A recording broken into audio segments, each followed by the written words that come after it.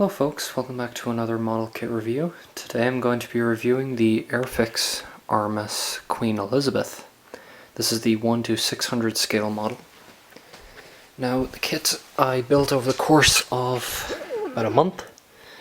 Obviously my last kit I reviewed was the Revell. Actually, which one did I review again? Sorry, it's been a while folks, hang on. Yeah, so that's the one there. Jesus, okay, hang on. So that's the last one I reviewed. The Revell SS United States. And there's a preview for the next model kit. It's not finished yet, but still has some work to be doing. But there you go. That's a little preview of the next model. But the current model I built over the course of a month. Now, I have to say, I really enjoyed this one. It wasn't perfect, of course, like all vintage Airfix kits. The lifeboats were especially awkward to get on. I used a very light coloration. Sorry, let me lower the brightness. There we go.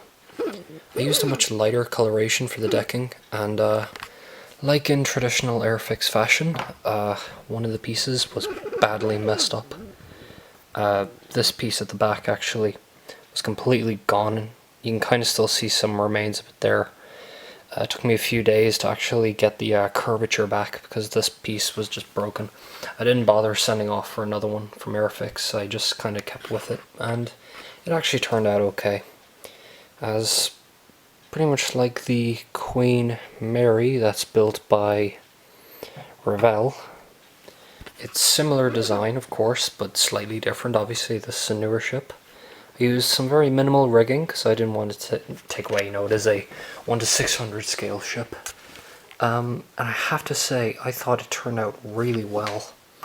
Now, I didn't use any finish on this kit, just relatively minimal. You can see the nameplating there. I thought it turned out absolutely superb. I actually used brick red for the hull.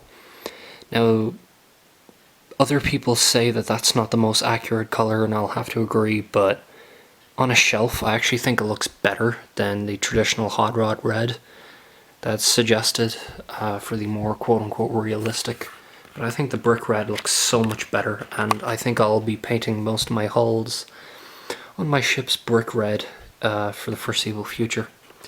No weathering on this kit, of course. I wanted to keep it fresh and clean and minimal, as with all of my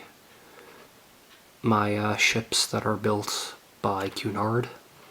Speaking of ships built by Cunard, this might be a bit of a throwback to people who subscribed earlier on in the channel's lifetime. That is the Revell R.M.S Queen Mary. I believe it's 1:5.7. It's a very weird scale. And there's the two of them side by side. Yeah. Now, funny enough, actually, they're both more or less the same size.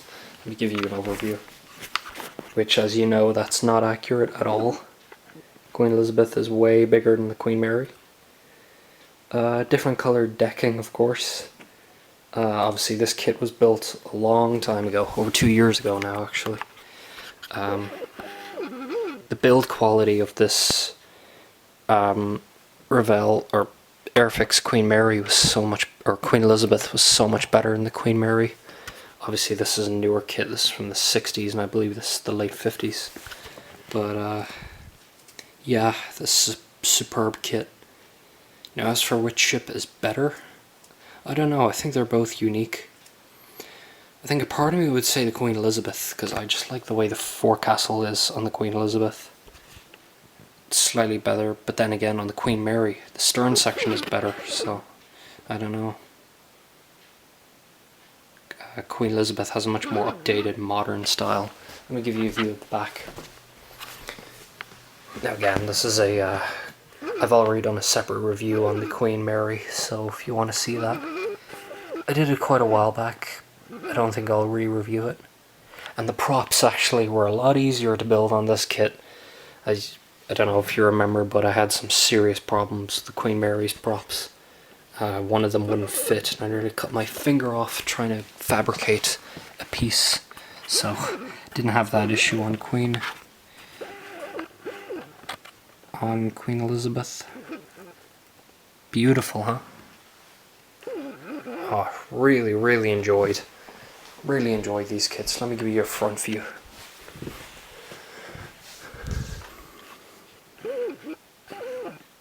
Oh, speaking of the stands don't look like they fit. Of course, only one piece actually came with the two stands, so I had to just borrow the stand from the my Airfix R.M.S Mauritania. So yeah, there's that. So yeah, to be honest with you, these two kits were superb. Now there's the Queen Mary, Queen Elizabeth, and I believe there's the Queen Victoria, which is the third in the class, but unfortunately there is no model kit of that ship in existence, at least at the time of me making this video. So yeah, that's the two ships of the class completed. I think what I might do in the future, I might make a separate video on this, but I might get a display case for both of them. I think that'll be incredible. Yeah, there's nothing really more to say. That's the two ships of the class. As for my next model kit I'm working on, I got this. There's a little sneak peek of what I'm going to be building. Gosh, it looks beautiful. Picked it up just yesterday. So, and then after that, I don't know, maybe the SS France. I have that up there on my shelf in storage. And Lusitania and all that. I have a good few projects on the way, so yeah. I don't know, this year has been, I've been building a lot more kits this year than I imagined, but we're nearly at the end of the year now. We're in August, so it's been a wild ride. And I thank you for anybody who's been sticking around with this channel. Again, I just do these videos for fun, so as I with these hobbies. So yeah, folks, thank you so much for watching, and I suppose without any further ado, I will see you in the next video. Take care and goodbye.